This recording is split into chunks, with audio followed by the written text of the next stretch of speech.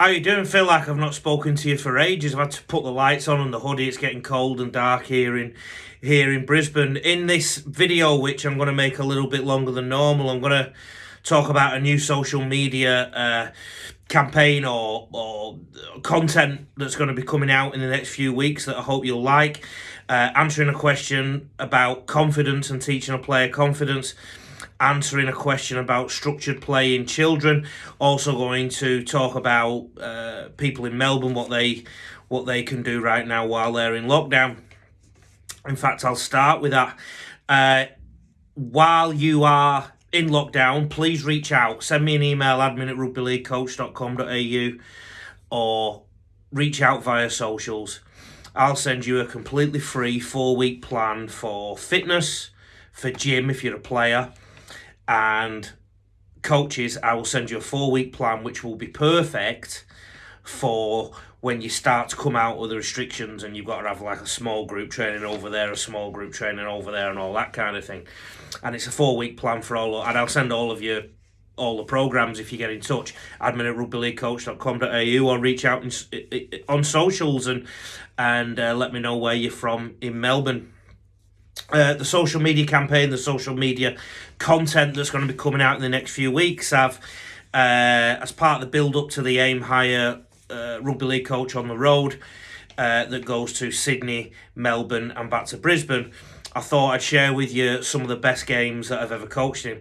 Now, what that does is it highlights some of the players that have been involved both in my teams but also in the opposition. You'll be excited, I hope, to see some of my players but also the opposition when they were young, or whatever the game may be, and in a different jersey than what you might be used to seeing them now when you see them in the NRL or the Queensland Cup or the State Cup in New South Wales or in the lower divisions or Super League of England.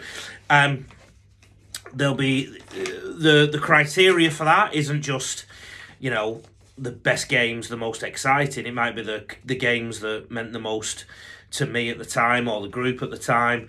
There's actually one game I've included in there that my team lost, but the amount of future NRL players and future Origin players in it is magnificent.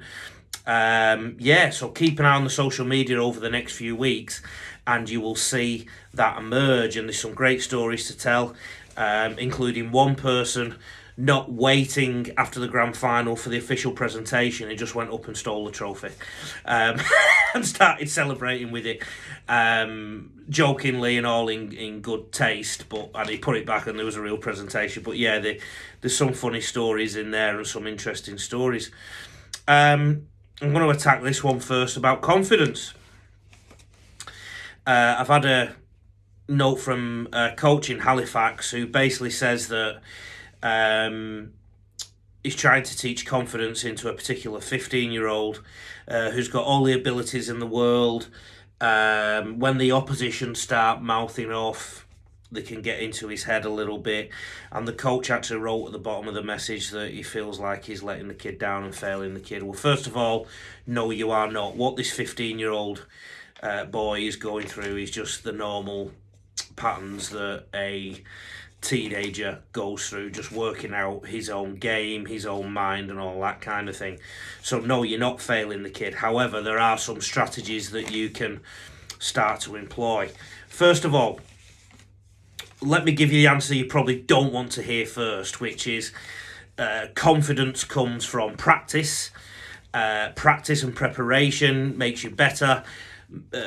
Going better at something makes you more confident, and that helps you when you go into your games at the weekend. How do I do that in my training? Well, I do a lot of games. I do an awful lot of games in my pre-season. I do quite a lot of full contact collision, obviously monitored very strongly and also tapered to an extent so that it's not full noise. But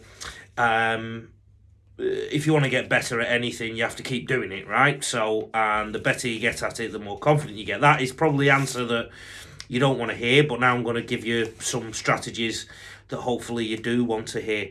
Firstly, let's go down the psychology avenue. Let's talk about when the opposition get into his head and all that kind of thing. Well, what you need to teach that player to do is to literally eradicate that white noise and to focus on other things during a game. And it might be that he's just got a few keywords that he has to focus on. It might be a trigger that he does. Like, I remember one player who used to stroke his studs, believe it or not, on his right foot, and that was a sign to him just to reset and refocus. So I think there's an element of psychology you can start to go through there. He literally needs to learn how to block out that white noise, and blocking out white noise is something that all players have to learn at some point. How do you teach that? Well, create some white noise at training, have small-sided games where people are talking to him, have drills where there's some competition, and just get used to having that overtraining, if you like, of when there's a lot of white noise. Just create a lot of white noise. Secondly, if it's a physical thing, there are things you can do to reprogram the person and the mind to get over these things. So if it's a tackling issue, for example, literally start practicing from a metre apart, get the technique right, and then gradually come back and reprogram the body and mind how to tackle properly, where to place the feet, where to place the shoulders, where to place the head, and all that kind of thing. If it's a physical thing when it comes to carrying the football, then again, that's something that you need to do. So you start sort of from a metre with, I hate putting these figures on it, but let's say 50% intensity where it's very safe.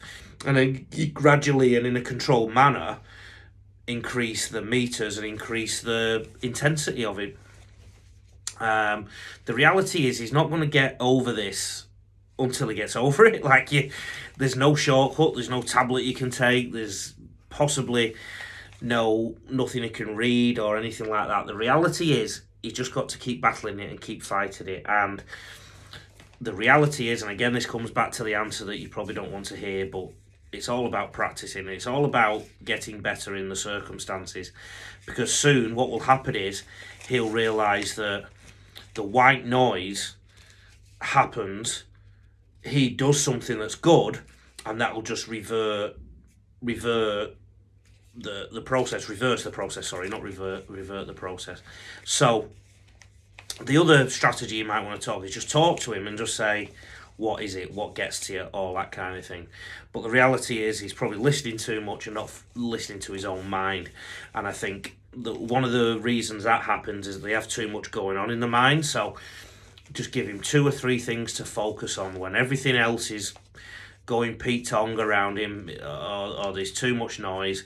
Just focus on 2 or 3 things, and then he can sort of shut them out regardless of what's going on.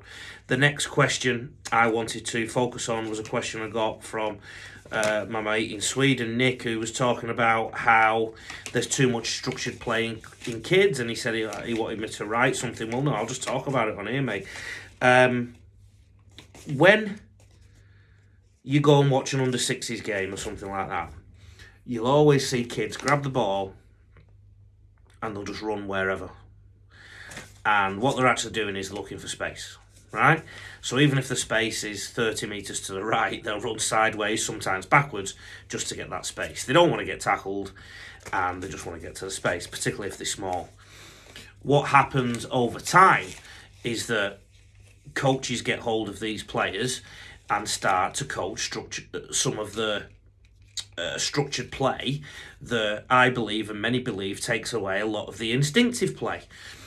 And one of the reasons that you're seeing, I think, a lot more of this kind of player in the NRL that can't process some decision making under pressure is that, particularly in areas like Sydney and different parts of New South Wales, and it's getting that way a little bit in Brisbane and surrounding areas, there's that much competition for coaching positions that coaches basically put on a show for their would-be employers or their club chairman or presidents or whatever it may be. And what they do, because they want to win, is they go with structure. They copy what they see in the NRL, or they copy what they see in Super League, and then they push that down the throats of their kids. I coach in such a way that I believe the genius resides within the player, and it actually takes a lot longer to unlock that. It takes small-sided games. It takes scenario-based training in game format, 13 versus 13, if you can do that. And that's not a quick fix. And it's far easier and far more controllable and far more conducive to being put in a box if you can structure your team. And that's basically the problem. I think to stop this and to go back to bringing the football back and core skills being at the focus, we need an absolute reinvention of our coach education programs. And the reality is as well that if you keep putting big trophies up and targets up, then people are going to do whatever they can to get those trophies and get those accolades. I think our NRL clubs, our Super League clubs, they need to reward coaches in development roles and junior rep roles and that kind of thing that really do focus on long-term development. And I think I'm not one of these that thinks winning is an ugly word or a horrible word. I think teaching a kid how to win and how to deal with defeat is massively important, particularly in this modern day and age where people keep telling us our kids aren't as resilient and all this kind of thing. Well, if that is true, then we need to teach them how to deal with victory. Know that it's not the be-all and end-all. It doesn't make them the best player in the world or the best team in the world. Likewise, we need to teach kids how to deal with a defeat, and that it's not catastrophic, it's not the end of the season, it's not the end of the world. It's about treating victory and defeat as equal imposters. So yeah, I mean, I can't answer that question, Nick, in a few minutes on YouTube or Insta or whatever it may be, but that just gives an overview of what I think, that we need an absolute refit, because some of our NRL players literally cannot look up and find space. They literally cannot put the ball where it needs to be. I was watching Parramatta a few weeks back, and under pressure they could not do that. Now, Parramatta are in the top 4 of the NRL. Penrith are pretty good at the minute. The Storm are pretty good at the minute, but you can see the teams that aren't. They literally don't look up. And the teams, if you look at the bottom of the NRL ladder, I wonder if they look up at all. They just seem to crash into each other and all that kind of thing. The irony is, and I didn't want to mention it on this video, but with all the rule changes, the 6 agains and all that kind of thing, gradually more instinctive play will come into the game and the smaller men will benefit a little bit more. Aim Higher's coming up soon in a few weeks, the little road show. First week of the school holidays, 3 days in Sydney in Milperra, and then off to Melbourne. Now, Melbourne, I know you're in lockdown, and please book ahead with confidence. I've booked my accommodation there, and I promise you I will refund you, or we'll put it to another programme if for some reason it doesn't go ahead, and then I come back to Brisbane and back up to Sanford Stags. Sorry for the long one, but I've missed you. Take care.